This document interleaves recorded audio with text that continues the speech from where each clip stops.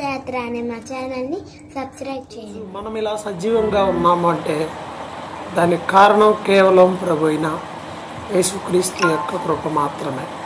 So ఈ దినమున ఆదివారం పరిశుద్ధ దినం, ప్రభు యేసుక్రీస్తు మన కొరకు చనిపోయి తిరిగి లేచినటువంటి దినమున మనం ఆయన్ని గణపరచవలసి ఉన్నది.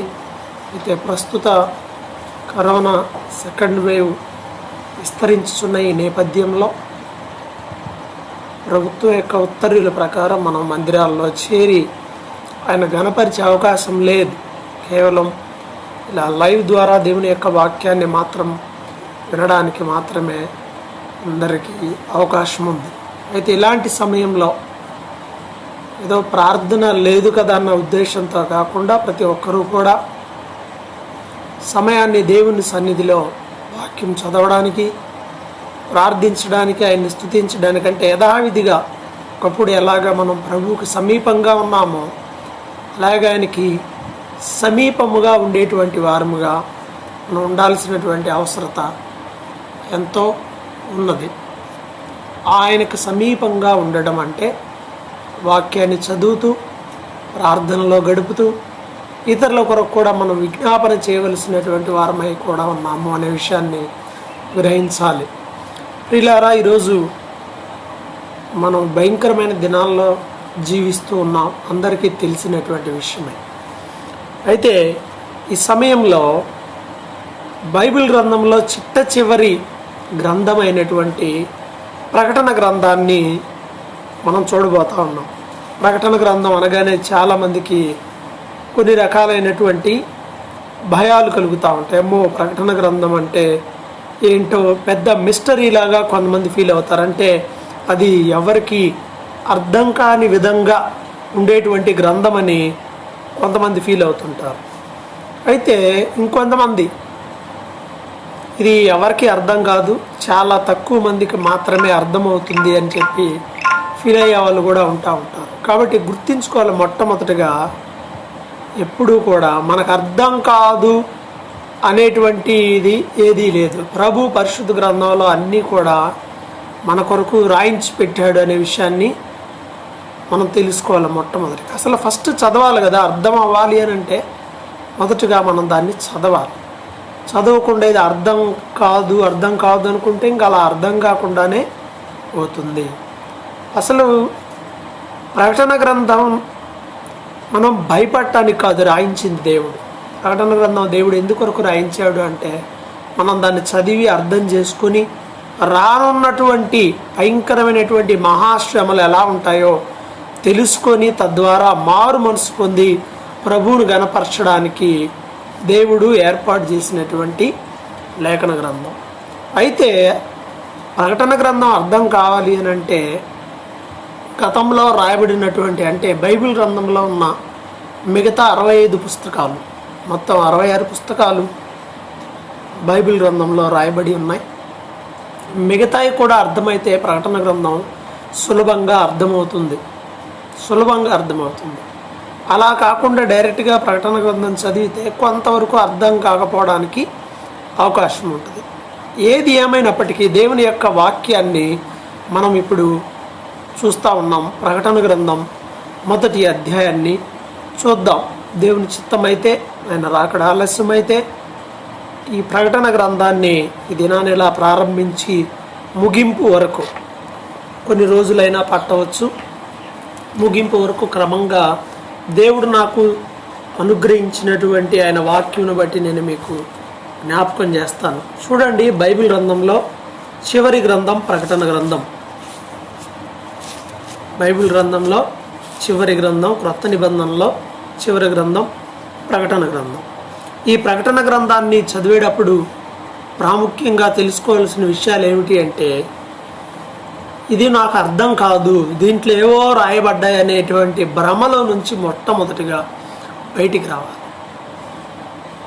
దేవుడు తన వాక్ జ్ఞానాన్ని ఇస్తాడు మనం ప్రార్థన చేస్తే, అడిగితే.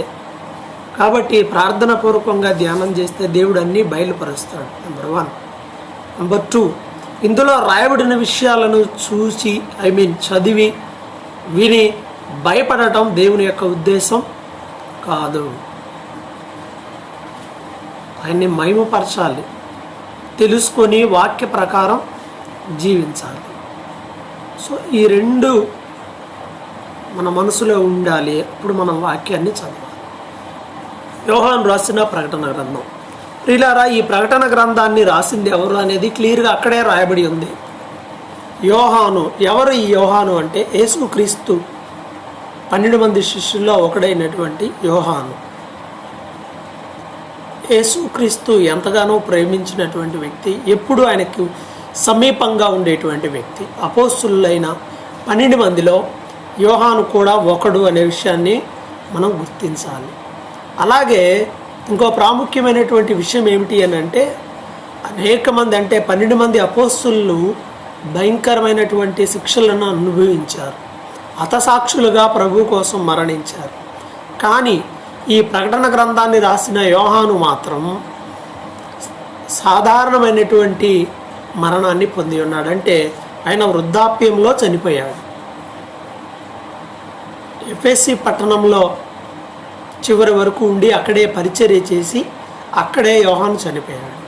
అయితే ఇప్పుడు ఈ ప్రకటన గ్రంథం ఆయన ఎప్పుడు రాశాడు, ఎలా ఇది రాయబడిందనే విషయాన్ని ఆలోచన చేసినట్లయితే, ఆ రోజుల్లో అంటే క్రీస్తు శకం 95 ఆ కాలంలో డొమిషియన్ అనేటువంటి చక్రవర్తి పరిపాలన చేస్తున్న రోజులని. ఆ డొమిషియన్ చక్రవర్తి యొక్క పరిపాలనలో యోహానును కూడా బంధించి ఎన్నో ఇబ్బందులు పెట్టారు. అయినప్పటికీ మన ప్రాంతంలో మనం అంటాం కదా, తీహార్ జైలు, లేకపోతే అండమాన్ నికోబార్ దీవుల్లో పడేయాలి విన్నాను అంటామే. ఆ టైపుగా అక్కడ ఉన్నటువంటి ఖైదీలందరినీ కూడా తీసుకువెళ్ళేటువంటి ప్రాంతం ఒకటి ఉన్నది. అది పద్మాసు అనేటువంటి ద్వీపం, పద్మాసు అనేటువంటి ప్రాంతం. ఆ ప్రాంతంలోనికి ఆయన కూడా తీసుకుని వెళ్ళి అక్కడ పడేశారు. ఆ సమయంలో దేవుడు యోహానుకు అనుగ్రహించిన ప్రత్యక్షత, దేవుడు అనుగ్రహించిన ప్రత్యక్షత, యోహాను గ్రంథాన్ని కూడా ప్రత్యక్షత గ్రంథం లేదా ప్రకటన గ్రంథం అంటాం కదా, ప్రత్యక్షత గ్రంథం అంటారు. అంటే దేవుడు తాను ప్రత్యక్షపరుచుకున్నాడు. అనేక విషయాలను దేవుడు యోహాను ద్వారా ఈ లోకానికి తెలియజేసి ఉన్నాడు. ప్రత్యక్షతల గ్రంథము అంటారు. ఆ రీతిగా పద్మాసు దీవిలో ఉన్నప్పుడు ఒక ప్రభు దినము అనగా ఆదివారం, పునరుద్ధాన దినం, ఓ ప్రభు దినాన దేవుడు ఆయనకు అనుగ్రహించినటువంటి ప్రత్యక్షతలే ఈ ప్రకటన గ్రంథం. చూద్దాం. మొత్తం ప్రకటన గ్రంథం 22 అధ్యాయాలుగా మనకు బైబిల్ గ్రంథంలో కనపడుతుంది. ప్రకటన గ్రంథం మొత్తం 22 అధ్యాయాలు. 22 అధ్యాయాల్లో మొదటి అధ్యాయంలో యేసు ఉపోద్ఘాతము, దేవుని యొక్క గొప్ప దర్శనము యోహానుకు లభించటం అనేది మనం చూస్తాం. 2వ అధ్యాయం 3వ అధ్యాయంలో ప్రభు ఆ రోజు అక్కడ ఉన్నటువంటి ఆసియాలో ఉన్నటువంటి సంఘాలకు ఉత్తరాలు రాయమని చెప్పాడు. ఆ 2వ అధ్యాయంలో ఉత్తరాలు ఉంటాయి. 3వ అధ్యాయం అంతటితో అయిపోతుంది. 4వ అధ్యాయం నుండి 22వ అధ్యాయం వరకు ఇక మీదట జరగబో సంగతులు, ఫ్యూచర్, భవిష్యత్తు ఎలా ఉండబోతా ఉంది అనేటువంటి విషయాలన్నీ కూడా 4వ అధ్యాయం నుండి చివరి అధ్యాయం వరకు మనకు కనపడతాయి. ఇది ప్రకటన గ్రంథం మీద క్లుప్తంగా అవుట్లైన్ పాయింట్స్ అన్నమాట. సో ఈరోజు మనం ధ్యానం చేయబోతా ఉంది ప్రకటన గ్రంథం 1వ అధ్యాయం. చూడండి. 1వ అధ్యాయము ప్రారంభ వచనం నుండి చూద్దాం. 1వ అధ్యాయంలో 20 వచనాలు ఉన్నాయి. ఆ 20 వచనాలను మనం ఇప్పుడు ధ్యానం చేయబోతా ఉన్నాం. మొట్టమొదటి వచనం, ప్రకటన గ్రంథం 1వ అధ్యాయం 1వ వచనం. యేసుక్రీస్తు తన దాసులకు కనపరుచుటకు దేవుడు ఆయనకు అనుగ్రహించిన ప్రత్యక్షత. ఇదేమిటి అంటే, దేవుడు తన దాసులకు తెలియపరచాలి అని దేవుడు అనుగ్రహించిన ప్రత్యక్షత. ఇంతవరకు ఇవి తెలియపరచబడాల, ఇంతవరకు ఇవి ఎవరికి తెలియదు. దేవుడు తన దాసుని ద్వారా తెలియపరిచాడు. ఈ సంగతులు త్వరలో సంభవింపనై ఉన్నవి.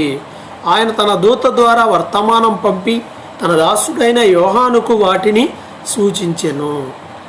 ఇవన్నీ కూడా జరగబోతా ఉన్నాయి, ఫ్యూచర్లో జరగబోతా ఉన్నాయి. వాటిని యోహాను అనేటువంటి తన దూత ద్వారా దేవుడు తెలియజేస్తున్నాడు. మనకు విషయాన్ని గమనించాలి. ఇది రాయబడి దాదాపు ఇప్పటికీ 2000 సంవత్సరాలు అవుతుంది. త్వరలో జరగనున్నాయి అని చెప్పాడు. ఇప్పటికీ 2000 సంవత్సరాలు అవుతుంది ఈ ప్రకటన గ్రంథం రాయబడి. దాంట్లో రాయబడిన విషయాలు మనకి ఎంత స్పష్టంగా సూటిగా సరిపడినవో చదివితే మనకి అర్థమవుతుంది. 2వ వచనం, అతడు దేవుని వాక్యమును గూర్చి యేసుక్రీస్తు సాక్ష్యమును గూర్చి తాను చూచినంత మట్టుకు సాక్ష్యం ఇచ్చెను. ఇవన్నీ కూడా ఇదో కూర్చొని ఊహించి రాసినవి కాదండి. మిగతా గ్రంథాల్లాగా ఏం ఇతిహాసం కాదు. కొంత జరిగిన దానికి ఇంకొంత కథ జోడించి ఓ పుస్తకంలాగా తయారు చేసి పెట్టింది కాదు ఇది. తను చూచినవి, తాను విన్నవి, తన ఎక్స్పీరియన్స్, ఇవన్నీ తన యొక్క అనుభవాలు, తన జీవితంలో తనకు జరిగిన వాటిని ఈయన ఇక్కడ క్లియర్గా రాయించి పెట్టాడు అనే విషయాన్ని మనం గ్రహించాలి. ఆయన తను చూచిందంతా కూడా సాక్ష్యం ఇచ్చాడు. 3వ వచనం, సమయం సమీపించినది గనుక ఈ ప్రవచన వాక్యములను చదువువాడును వాటిని విని ఇందులో రాయబడిన సంగతులను గైకొనువారును ధన్యులు. సమయం సమీపించినది అంటే ఈ సమయం అయిపోతూ ఉంది. సమయం సమీపించింది. ఈ యుగాంతం అనేది సమీపించింది. కాబట్టి ఇందులో రాయబడినటువంటి విషయాలు చదివేవాడు, గైకొనేటువంటి వాడు. ఉట్టి చదివేవాడు ధన్యుడు అని బైబిల్ ఎక్కడా కూడా చెప్పలేదు. ఇక్కడ కూడా చదువువాడును వాటిని గైకొనేటువంటి వాడు, ఇందులో రాయబడినటువంటి సంగతులు గైకొనువారు ధన్యులు. దినాల్లో మనం ఉన్నాం కాబట్టి తప్పకుండా మనం తెలుసుకోవలసినటువంటి పుస్తకం ఇది. ఇందులో రాయబడిన విషయాలను మనం చదవాలి. నెంబర్ 1. 2వది, వాటిలో రాయబడిన విషయాలు మనం ఏమైతే గైకోవాలి అని ఈ పుస్తకం తెలియజేస్తుందో వాటిని కూడా గైకొనాలి.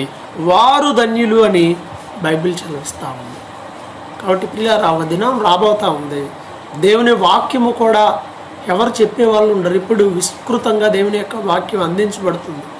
ప్రార్థనకి రాలేదన్న పేరే కానీ ఎంతమంది ఈ దినాన దేవుని యొక్క వాక్యాన్ని అనేక విధాలుగా అందిస్తున్నారు. ఈవెన్ గ్రౌండ్ లెవెల్కి ఒక సాధారణమైనటువంటి సేవకుడు కూడా, ఒక చిన్న సేవకుడు కూడా చక్కగా ఈరోజు లైవ్లో దేవుని వాక్యాన్ని అందిస్తూ ఉన్నారు. అంటే దేవుని వాక్యము గ్రౌండ్ లెవెల్లో నుండి అందించబడతా ఉంది, రీచ్ అవుతా ఉంది. అనేక మంది వింటున్నారు. ఈరోజు మొబైల్ ఫోన్ ఉన్న ప్రతి ఒక్కరూ ఆన్ చేస్తే చక్కగా ఆన్ చేయగానే ఏది ఓపెన్ చేసినా, ఫేస్బుక్ అయినా, వాట్సాప్ అయినా, యూట్యూబ్ అయినా, ఈ సోషల్ మీడియా ఏదైతే ఉన్నదో, ఏ విధంగా సోషల్ మీడియాలో అనేకమైనవి అందుతున్నాయో అన్ని విధాలుగా దేవుని వాక్యం కూడా అందించబడతా ఉంది. కానీ ఒకరోజు రాబోతుంది ఈ వాక్యం అలా అందించబడని రోజు వస్తుంది. అందుకే నేడు అనే సమయం ఉండగానే చదవాలి. బైబిల్ చెప్తుంది చదవండి అని. కొంతమంది వినటం, చదివేది ఎప్పుడు? నువ్వు వినటం మంచిదే, వినటం వల్ల విశ్వాసం కలుగును. నీవు దేవుని వాక్యం చదవాలి.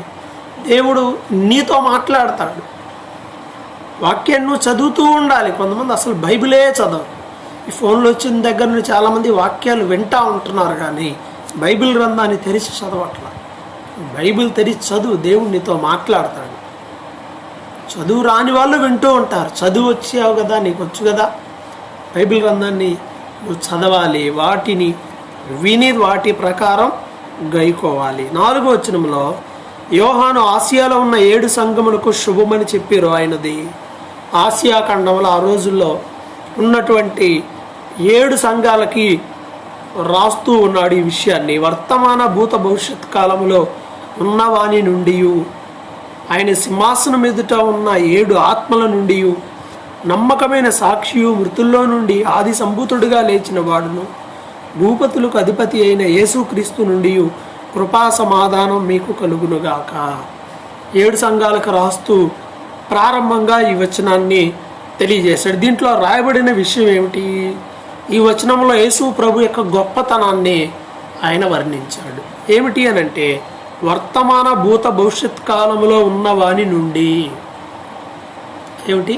వర్తమానం అంటే జరుగుతున్నది, భూతకాలం అంటే జరిగిపోయినది, భవిష్యత్ కాలం అంటే ఫ్యూచర్, అది జరగబోయేది. 3 కాలంలో ఉన్న వారి నుండి ఎవరుంటారు? ప్రజెంట్ ఇప్పుడు మనం ఉంటాం, గతంలో మనం ఉండే ఛాన్స్ లేదు. ఫ్యూచర్లో కూడా ఉంటామా? ఉండం. ఒకవేళ గతంలో ఏదైనా సందర్భంలో ఉంటాం, ఇప్పుడు ఉంటాం, కానీ ఫ్యూచర్లో ఉండం. ఈ భూమి మీద ఎంతోమంది మనుషులు వస్తున్నారు, పోతూ ఉన్నారు. ఎవ్వరూ స్థిరంగా ఉన్నవారు లేరు.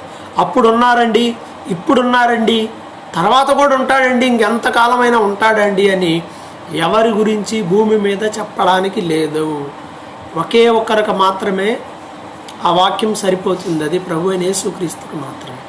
ఆయన అప్పుడు ఉన్నాడు, ఇప్పుడు ఉన్నాడు, భవిష్యత్తులో కూడా ఉంటాడు. మనుషులు ఎవరు ఉండరు, రాజులు ఎవరు ఉండరు, ఏ అధికారులైనా ఎవ్వడు ఉండడు. అందరూ విడిచిపెట్టి వెళ్ళాల్సిందే, అందరూ కూడా మరణించాల్సిందే. కానీ మరణించి తిరిగి లేచినవాడు ప్రభువు కాబట్టి ఆయన ఆ రోజు ఉన్నాడు, ఇప్పుడు ఉన్నాడు, ఇక మీదట కూడా ఉంటాడు. నమ్మకమైన సాక్షి. ప్రభు గురించి రాయబడిన మాట ఏమిటి అంటే ఆయన నమ్మకమైన సాక్షి. అంటే నమ్మకమైన మాటలే మాత్రమే ఆయన చెబుతాడు. మృతులలో నుండి ఆది సంభూతుడుగా లేచినవాడు, చనిపోయి తిరిగి లేచిన వారిలో మొదటివాడు.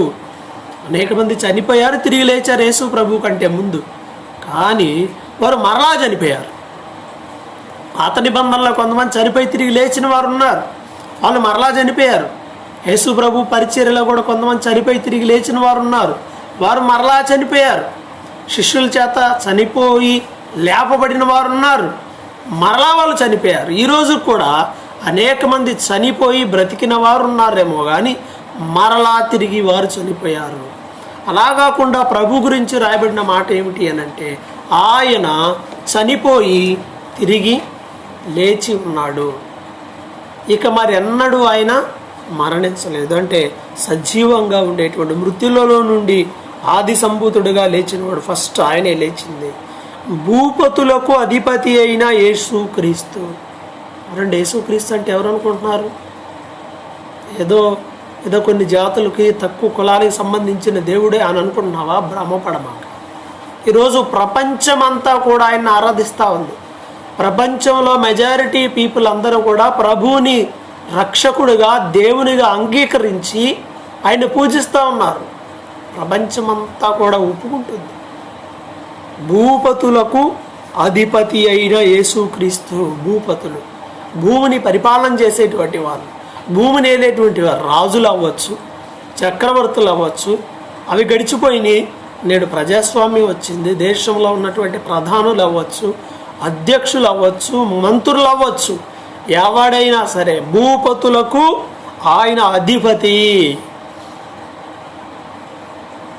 ఇండియా మొత్తానికి ఒక అధిపతి ఉండొచ్చు, ఒక్కో దేశానికి ఒక్కొక్క అధిపతి ఉండొచ్చు, కానీ యేసుక్రీస్తు అంటే ఎవరు అనుకున్నారు? ఆయన భూమి అంతటికి అధిపతిగా ఉన్నాడు. భూపతులందరికీ ఆయన అధిపతి అయి ఉన్నాడు. ఆయన యేసుక్రీస్తు. యేసుక్రీస్తు నుండి కృపా సమాధానములు మీకు కలుగునుగాక.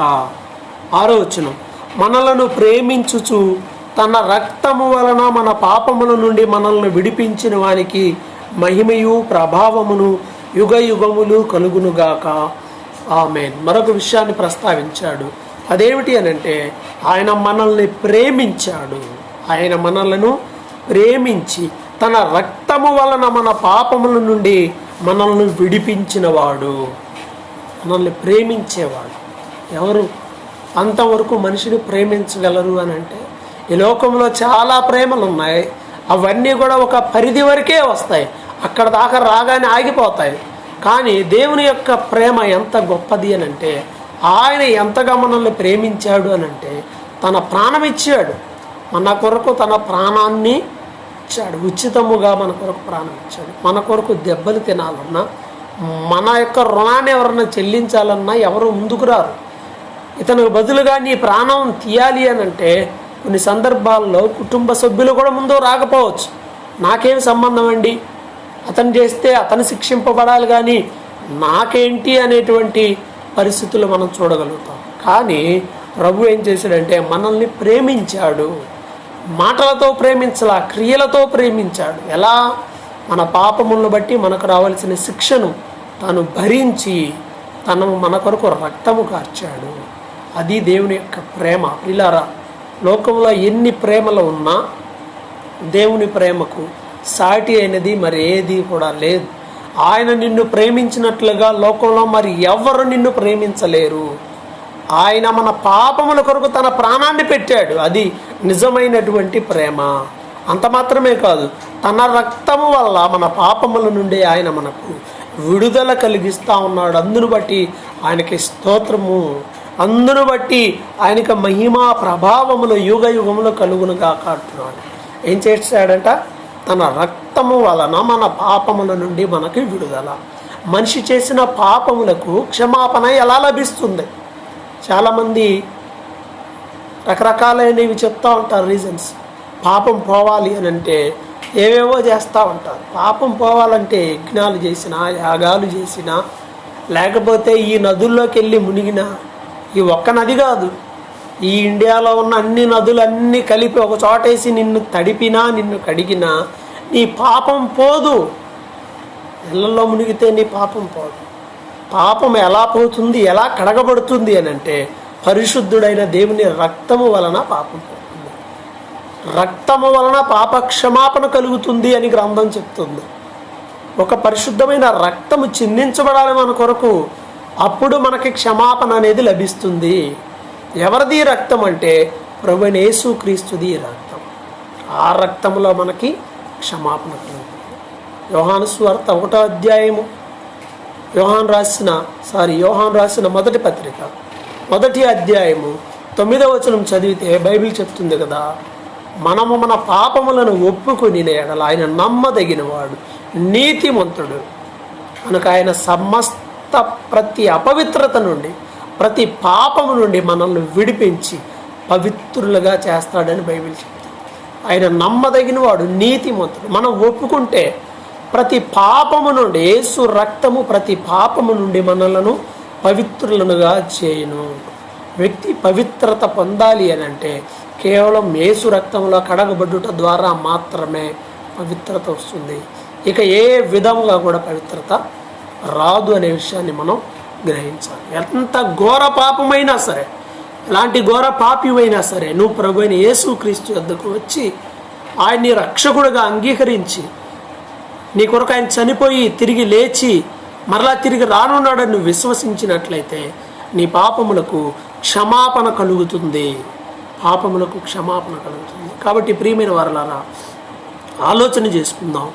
మనిషి పాపములు క్షమించబడాలి అని అంటే ఒకే ఒక ఛాన్స్ ఉంది. అది ఎలాగా? ప్రభువైన యేసుక్రీస్తు ద్వారా మాత్రమే. ఇక మరి ఏ విధంగా మన పాపములకు క్షమాపణ అనేది దొరకదు. అలాగే మరొక మాట చెప్తున్నాడు అదే వచనంలో, ఆయన మనలను తన తండ్రి యగు దేవునికి ఒక రాజ్యముగాను యాజకులుగాను చేసెను. దేవుడు ఎలా చేశాడంట? ఎలా చేస్తున్నాడండి? తండ్రికి మనల్ని ఒక రాజ్యముగా చేశాడట. ఒక రాజ్యముగా ఆయన మనల్ని ప్రత్యేకంగా యాజకులుగా చేశాడు. ఆయన బిడ్డలమైన మనం ఒక సపరేట్ రాజ్యంగా ఉండబోతా ఉన్నాం. దేవుని యొక్క రాజ్యం ఎప్పుడో ప్రారంభమైంది. ఆ రాజ్యంలో మనం సభ్యులుగా ఉండాలి ఉంటున్నాం. ఇదే విషయాన్ని పేతురు తన పత్రికలో కూడా చెప్పాడండి. పేతురు రాసిన మొదటి పత్రిక 2వ అధ్యాయము 9వ వచనాన్ని చూసినట్లయితే పేతురు గారు ఒక మంచి మాట మనకి గుర్తు చేస్తున్నారు ఇక్కడ. పేతురు రాసిన మొదటి పత్రిక 2వ అధ్యాయం 9వ వచనం, అయితే మీరు చీకటిలో నుండి ఆశ్చర్యకరమైన తన వెలుగులోనికి మిమ్మల్ని పిలిచిన వాని గుణాతిశయములను ప్రచురము చేయి నిమిత్తము ఏర్పరచబడిన వంశమును, రాజులైన యాజక సమూహమును, పరిశుద్ధ జనము, దేవుని సొత్తైన ప్రజలునై ఉన్నారు. ఎవరంట? మనందరం దేవుని యొక్క గుణాతిశయములను ప్రచురించడానికి దేవుడు ఏర్పాటు చేసుకున్న ఒక ప్రత్యేకమైన ప్రజలం. ఆయన కొరకు ఒక రాజ్యముగా ఉండడానికి, ఆయన కొరకు ఒక పరిశుద్ధమైన జనముగా, ఆయన సొత్తుగా ఉండడానికి దేవుడు ఏర్పాటు చేసుకున్నటువంటి వారం మనం. అనుకోవచ్చు, నిన్ను నువ్వు తక్కువగా అంచనా వేసుకోవచ్చు, కానీ దేవుడు ఏం చేశాడు అని అంటే మనల్ని ఆయన కోసం, ఆయన మహిమ ఆయన గుణాతిశయములను ప్రచురించడానికి దేవుడు ఎన్నుకున్నటువంటి వ్యక్తులం మనం. సామాన్యమైన వారం కాదు. ఆయన గుణాతిశయాలను ప్రచురం చేయాలి. ప్రభువు యొక్క గుణాతిశయముల గురించి చెప్పాలి. అది మన బాధ్యత. ఆయన రాజ్యముల గురించి ప్రకటించాలి.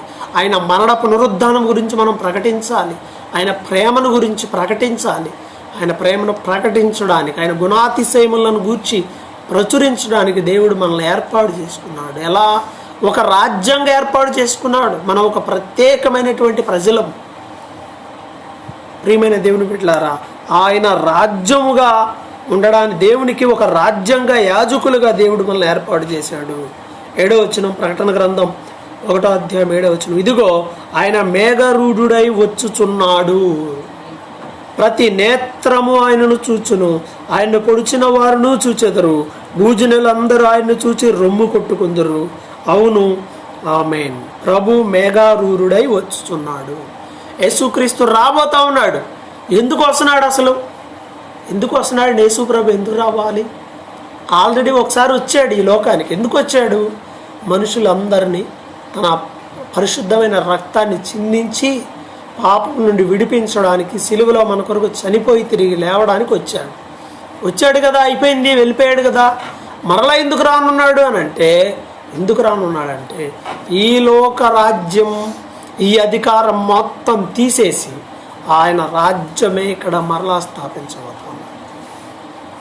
ఆయన మరలా వచ్చాడంటే ఈ సీఎం ఉండడు, ఈ పిఎం ఉండడు, ఈ దేశాధినేతలు, ప్రెసిడెంట్లు ఎవడు ఉండడండి. ఒకే ఒక రాజ్యం, ప్రపంచమంతా ఒకే రాజ్యం.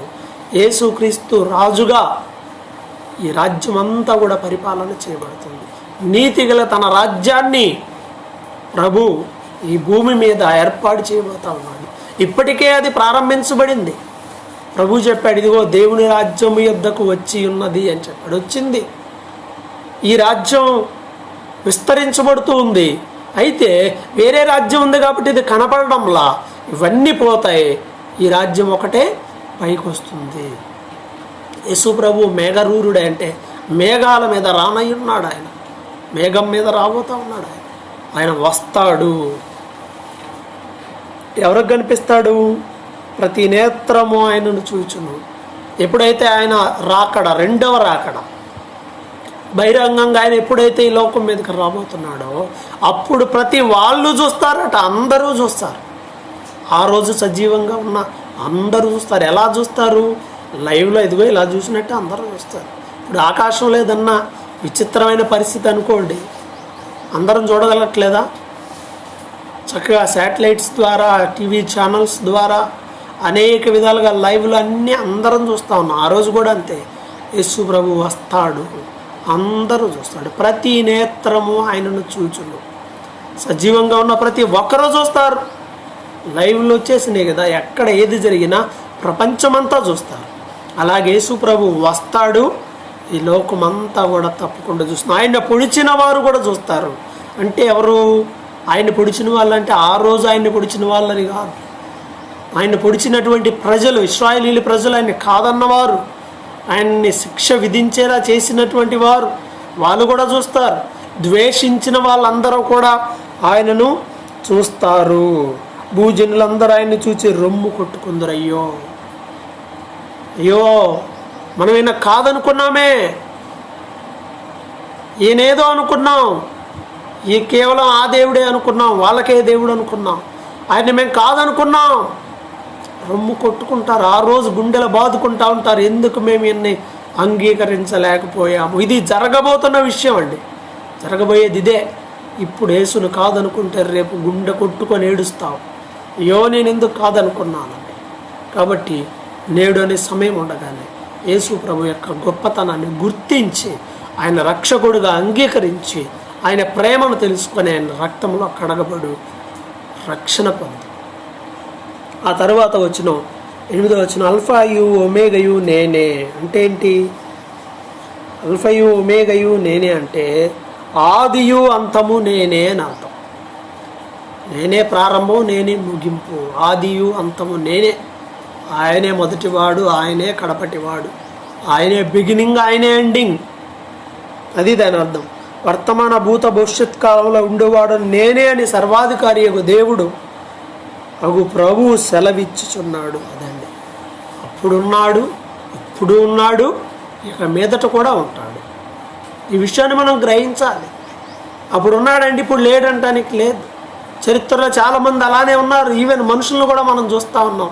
మేము దేవుళ్ళు అని చెప్పుకుంటున్నాం. నేనే దేవుణ్ణి అని చెప్పుకుని ఈ బాబాలందరూ ఏమైపోయారు? నేనే దేవుణ్ణి అని చెప్పుకొని జుట్టు పెంచుకున్నటువంటి స్వామీజీలందరూ ఏమైపోయారు? సమాధుల్లో ఉన్నారు. కుళ్ళిపోయినటువంటి దేహాలు అయిపోయినాయి. ఈ దొంగ మాటలన్నీ కూడా నమ్మేశారు. కానీ ఏమైపోయారు? వాళ్ళు లేరు. ఒకప్పుడు ఉన్నారు, ఇప్పుడు లేరు. కానీ ప్రభు అలా కాదు. ఆయన సృష్టి ప్రారంభంలో ఉన్నాడు, ఇప్పుడు ఉన్నాడు, తర్వాత కూడా ఉంటాడు. వర్తమాన భూత భవిష్యత్ కాలంలో ఉన్నవాడు ఆయన. 9వ వచనం, మీ సహోదరుడును యేసును బట్టి కలుగు శ్రమలోను రాజ్యములోను సహనములోను పాలివాడనైన యోహానును నేను దేవుని వాక్యం నిమిత్తమును యేసును గూర్చిన సాక్ష్యం నిమిత్తమును పద్మాసు ద్వీపమున పరవాసినైతిని. ఇక్కడ యోహాను చెప్తున్నాడు, నేను మీ సహోదరుణ్ణి యేసును బట్టి కలుగు శ్రమల్లో. శ్రమలు ఎన్ని శ్రమలు పెట్టారు ఆ రోజు. డొమిషన్ చక్రవర్తి కాలంలో ఎంతమంది క్రైస్తవులు చంపబడ్డారు. అప్పుడే కాదండి, యేసు క్రీస్తుతో ప్రారంభమైనటువంటి ఆ భయంకరమైనటువంటి హింసలు. ఆయన సిలువ వేసి చంపేశారు. ఆ తరువాత స్టెఫనుని రాళ్లతో కొట్టి చంపారు. ఆ తర్వాత యాకోబుని కత్తితో పొడిచి చంపేశారు. పేతురును తలక్రిందులుగా సిలువ వేసి చంపేశారు. ఆంద్రేయను ఎక్స్ ఇంటూ ఆకారంలో సిలువ వేసి చంపేశారు. అనేక మంది శిష్యులను పట్టుకుని అనేక విధాలుగా చంపేశారు. ఇంకా చాలామంది మిగతా అపోస్తులను చంపేశారు. రకరకాలుగా అనేక మందిని చంపేశారు. అందుకంటున్నాడు కదా, ఇదిగో యేసును బట్టి కలుగు శ్రమలో, యేసును బట్టి శ్రమలు కలిగితే ధైర్యంగా ఉండు, పరలోకంలో నీకు ఫలితం ఉంటుంది. శ్రమల్లోనూ రాజ్యములోనూ సహనములోనూ పాలివాడనైన నేను దేవుని వాక్యం నిమిత్తం ఆయన యేసుక్రీస్తుని గురించి సాక్షి నిమిత్తం పద్మాసు ద్వీపమున పరవాసినైతిని. శ్రమల్లో భాగంగా ఎన్నో కూడా తీసుకెళ్ళి ఆ పద్మాసు ద్వీపంలో వేశారు. అక్కడ పద్మాసు ద్వీపంలో ఆయన పరవాసుడయ్యాడు. ఎందుకు పద్మాసు వెళ్ళాడనే విషయాన్ని రాశాడు.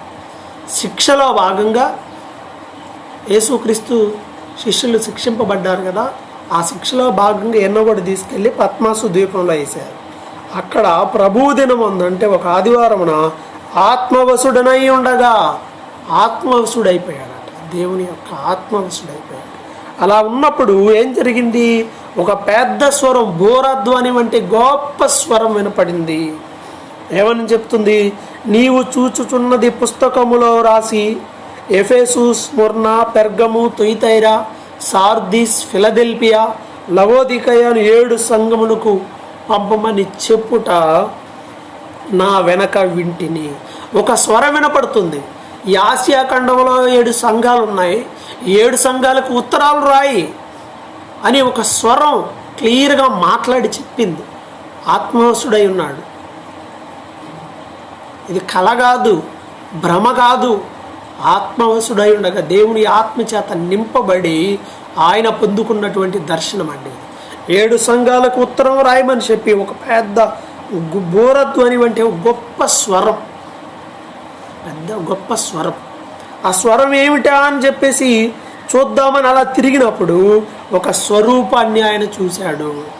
ఏమిటి ఈ స్వరం? ఎవరిది ఈ స్వరం అని అలా తిరిగి చూశాడు. అట్లా ఈ దేశంలో ఈరోజు గొడవల్ల నేషనల్ సింబల్ ఇస్రాయేల్ దేశంలో మనం చూస్తే దీపస్తంభం అనేది కనపడుతుంది. ఒకటే స్టాండ్, 7 దీపాలు దాంట్లో ఉంటాయి, 7 దీపాలు ఉంటాయి. కాబట్టి 7 సువర్ణ దీపస్తంభములు కనపడుతున్నాయి. ఆ 7 దీపస్తంభాల మధ్య మనుష్య కుమారునిలాగా ఒక అతను ఉన్నాడు. చూస్తే ఎలా ఉన్నాడంటే మనుష్య కుమారునిలాగానే ఉన్నాడు. దేవుడంటే వికారంగా ఏదో నాలుకలు బయట పెట్టుకొని ఈ భయంకరమైనటువంటి వికృత రూపాన్ని కలిగి ఉన్నాడు. బైబిల్ చెప్తుంది కదా, నరుడు దేవుని పోలికను సృష్టించబడ్డాడు. దేవుడు ఎలా ఉంటాడు అని అంటే ఈ మనిషి ఎలా ఉంటాడో దేవుడు అలానే ఉంటాడు. అయితే ఆత్మరూపిగా ఉంటాడు. ఎలా ఉంటాడంటే స్వరూపం ఇలానే ఉంటుంది. 2 చేతులే ఉంటాయి, 2 కాళ్ళే ఉంటాయి. వికృతంగా ఉండడు, మనుషుల్ని భయపెట్టే విధంగా ఉండడు. అసలు యేసు ప్రభు ఎలా ఉన్నాడు? యేసు ప్రభు ఎలా ఉంటాడు అని అంటే మనకి సహజంగా టీవీల్లో లేకపోతే క్రిస్టియన్ మూవీస్లో మనం చూస్తే ఏదో పర్సన్ యేసుక్రీస్తులాగా యాక్ట్ చేస్తూ ఉన్నారు కాబట్టి వాళ్ళని చూస్తే మనం ఎలా ఉంటాడు అని అనుకుంటూ ఉంటాం. కానీ యోహాను దేవుని యొక్క దర్శనాన్ని చూశాడు, ఆయన ఎలా ఉన్నాడు అనే విషయాన్ని రాసి పెట్టాడు. 13వ వచనంలో, ఆయన తన పాదముల మట్టుకు దిగుచున్న వస్త్రము ధరించుకొని రొమ్మునకు బంగారు దట్టి కట్టుకొని ఉండెను. ఆయన ఉంటుందో అలా పోలినవి అంటే పోలిగ్గా చెప్తున్నాడు. ఎలా ఉన్నాయంటే యాజ్ వైట్, బాగా వైట్గా ఉన్నాయి, హిమమంత ధవళముగా ఉన్నాయి, వైట్గా ఉన్నాయి. ఆయన నేత్రములు అగ్ని జ్వాల వలె ఉండెను, ఆయన కళ్ళు అగ్ని జ్వాలలాగా ఉన్నాయి. తర్వాత ఆయన పాదములు కొలిమిలో పుటము వేయబడి మెరియుచున్న అపరంజితో సమానమై ఉండెను. కొలిమిలో పుటం వేసేటప్పుడు అపరంజి అంటే బంగారం, ఆ బంగారం ఎలా ఉంటుంది? పుటం వేసేటప్పుడు అది ఎలా మెరుస్తుంది, అలాగే అలా మెరుస్తున్నట్లుగా ఆయన పాదములు అలా ఉన్నాయి. బంగారం కొలిమిలో పుటం వేసేటప్పుడు ఎలా మెరుస్తుందో అలా మెరిసే విధంగా ఆయన పాదాలు ఉన్నాయి. ఆయన కంఠస్వరము విస్తార జల ప్రవాహముల ధ్వని వలె ఉండెను. ఆయన మాట్లాడితే విస్తారమైన జల ప్రవాహాల ధ్వని, పెద్ద విస్తారమైన జల ప్రవాహాల యొక్క ధ్వని ఎలా ఉంటుందండి? ఎంత దూకుడుగా, ఎంత శబ్దం వస్తూ ఉంటుంది. ఇక్కడ పెద్ద కెనాల్స్ వదిలేరు అనుకోండి, నాగార్జున సాగర్ కెనాల్స్ వదిలినప్పుడు సౌండ్ వస్తూ ఉంటుంది. దాదాపు ఆ దగ్గరలో 25 కిలోమీటర్లో ఉన్నటువంటి అక్కడ కూడా దాని సౌండ్ ఒక్కోసారి వస్తూ ఉంటుంది. నిశ్శబ్దంగా ఉంటే సౌండ్ వస్తూ ఉంటుంది, నీళ్ళు ప్రవహించేటువంటి శబ్దం దూకుతూ ఉంటాయి. విస్తారమైన జల ప్రవాహముల ధ్వని వలె ఉండెను. ఆయన తన కుడి చేత 7 నక్షత్రాలు పట్టుకొని ఉన్నాడు. ఈ చేతిలో 7 నక్షత్రాలు ఉన్నాయి. ఆయన నోటి నుండి 2 అంచులు గల వాడి అయిన ఖడ్గం ఒకటి బయలు వెడులుచుండెను. ఆయన నోట్లో నుండి ఒక కత్తి ఒకటి బయటకు వస్తూ ఉందట. ఆయన ముఖము మహా తేజస్సుతో ప్రకాశించుచున్న సూర్యుని వలె ఉండెను. ఆయన ఫేస్ ఎలా ఉంది? మహా తేజస్సుతో ప్రకాశించుచున్నటువంటి సూర్యుని వలె ఉందట. సూర్యుని మనం చూడగలమా అంటే ఏ విధంగా కూడా చూడండి, నువ్వేవి అడ్డం పెట్టుకొని కూడా సూర్యుని చూడండి. దేవుని యొక్క ముఖం ఎలా ఉందంటే మహా తేజస్సుతో ప్రకాశిస్తున్న సూర్యుని వలె ఉంది. చూడగానే ఇది దేవుని స్వరూపం. ఆయన చూసింది. నేను ఆయన్ని చూడగానే చచ్చాడు. తర్వాత దేవుడు అక్కడ ఆయనకి చెప్పిన మాటలు, ఈ నక్షత్రాలు ఏమిటి, ఈ దీపస్తంభాలు ఏమిటి, ఆ 7 సంఘాలకి నువ్వు ఉత్తరాన్ని రాయి. ఇవే కాదు, ఇక మీదట జరగబోయేవి కూడా నేను మీకు చెప్తాను, వాటిని గూర్చి నువ్వు వివరముగా రాసి పెట్టు అని చెప్పాడు. అంతటితో 1వ అధ్యాయం అయిపోయింది. మీరు ప్రకటన గ్రంథాన్ని చదవండి, ధైర్యంగా చదవండి. ఏముంది అసలు ఆ 2వ అధ్యాయంలో, 3వ అధ్యాయంలో చివరి వరకు ఏముందో చదవండి. దేవుడు వాక్యం ద్వారా మీతో మాట్లాడతాడు. తిరిగి 2వ అధ్యాయంలో రాయబడిన విషయాల గురించి మరొక ధ్యానంలో కలుద్దాం. ప్రార్థన చేసుకుందాం. మహోన్నతుడు అయిన తండ్రి, కృపగల దేవ, ఈ అంచె దినాల్లో ఈ భయంకరమైనటువంటి శ్రమలను, ఈ తెగుళ్ళు మేము చూస్తూ ఉన్నాం. ఇలాంటి సమయంలో నీ ప్రేమను మీరు మాకు తెలియజేస్తున్న విధానముకై వందనాలు. ప్రతిదీ ముందుగానే మీరు మా కొరకు రాయించి పెట్టి నీ వాక్యాన్ని మాకు అందించారు. అందుని బట్టి నేను స్తుతిస్తున్నాం ప్రభువా. నీ వాక్యానుసారముగా జీవించే మనస్సును ప్రతి ఒక్కరికి దయచేయండి. ప్రతి ఒక్కరూ నీ పాదము దగ్గర ప్రార్థన చేయటనందును, బైబిల్ చదువుటయందు శ్రద్ధ కలిగి మీరు అనుగ్రహించేటువంటి ప్రభు దర్శనములు పొందుకోవడానికి ప్రతి ఒక్కరికి మంచి మనస్సును మీరు దయచేయండి. లాక్డౌన్ సమయంలో అనేక మంది నీ సన్నిధికి భౌతికంగా దూరమై ఉండగా వారి ఆత్మలకు మీరు సమీపంగా ఉండి హృదయంలో మీరు కార్యములు జరిగించి అనేక మంది మనుషులు అనేక విధాలుగా బలైపోతున్నారు. ప్రభువా, కరుణించి దేశాన్ని రక్షించమని ప్రార్థన చేస్తున్నాం. సంఘాలు మరలా తిరిగి తలుపులు తెరుచుకొని అనేక మంది నిన్ను ఆరాధించే భాగ్యాన్ని మీరు అనుగ్రహించి, అనేక మంది ఇంటి వద్దనే ఉండి వాక్యాన్ని వినవలసిన పరిస్థితిలోనికి వచ్చాడు. ఈ వాక్యములు వారి హృదయంలో నూరంతలుగా ఫలించుటకు కృప చూపండి. రక్షణ పొందని వారు కూడా నీ వాక్యములు విని చదివి రక్షణ పొందుటకు మీరే సహాయం చేయమని యేసుక్రీస్తు నామములో ప్రార్థిస్తున్నాము తండ్రి.